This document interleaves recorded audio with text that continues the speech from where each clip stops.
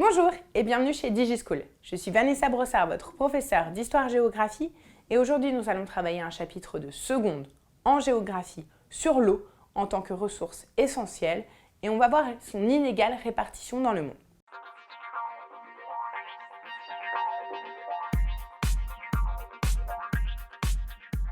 Premier constat, l'eau est une ressource vitale pour l'homme.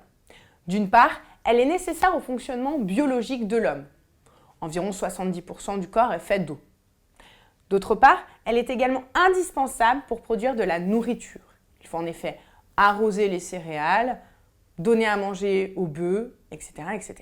La consommation en eau a fortement augmenté depuis les années 1950. Précisément, elle a été multipliée par 5. Ceci s'explique notamment par la forte croissance démographique, une croissance démographique exponentielle depuis la seconde moitié du XXe siècle, mais également par l'urbanisation de la population. 3 constats sont à faire. D'une part, 1 homme sur 6 souffre du manque d'eau. Deuxième, 67% de l'eau est utilisée pour l'agriculture. Et enfin, se développe une demande en eau domestique afin d'améliorer le confort des populations. L'eau est inégalement répartie dans le monde. En effet, toutes les régions du monde ne disposent pas du même volume d'eau. L'eau douce est une denrée limitée dans le monde. Seulement 0,6% de l'eau est douce, c'est-à-dire utilisable par l'homme directement.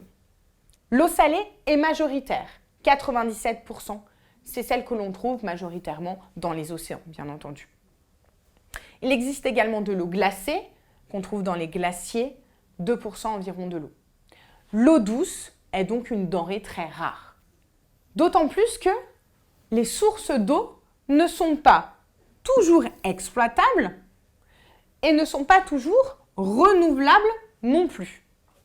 Certaines sources, comme celles des lacs, des fleuves ou des gisements profonds, peuvent être difficiles à récupérer et à utiliser. Il existe donc une inégalité d'accès entre les populations pour l'eau. Une différence entre les pays existe, puisque quelques pays possèdent une grande majorité des ressources en eau. C'est ce que l'on verra sur la carte.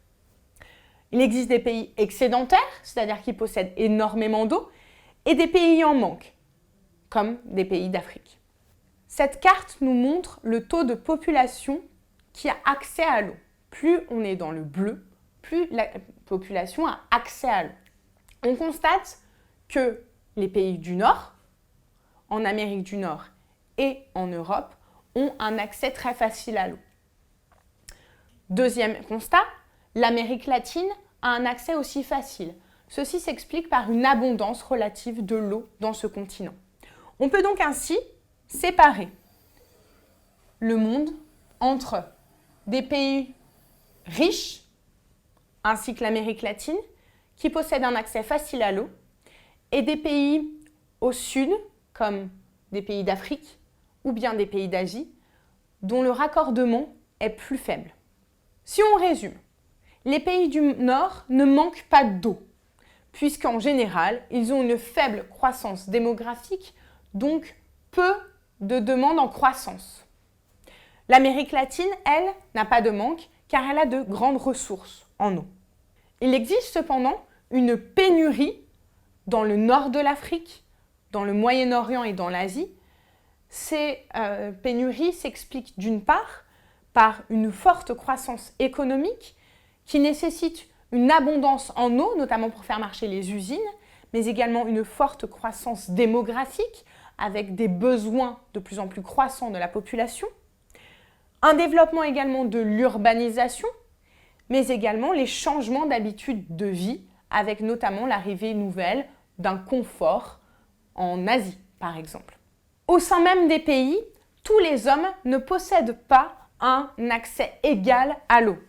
Il faut faire une différence entre les villes, qui en général sont bien raccordées, et les campagnes, pauvres, ainsi que les bidonvilles, faits avec des matériaux de récupération, qui en général ne possèdent pas d'accès direct à l'eau. En Afrique, par exemple, les femmes sont obligées parfois de marcher pendant plusieurs heures pour aller récupérer de l'eau dans un puits. Il existe cependant des progrès en ce qui concerne l'accès à l'eau. 89% de la population mondiale dispose d'une eau qui est potable. Cependant, seuls 63% de la population dispose d'installations sanitaires.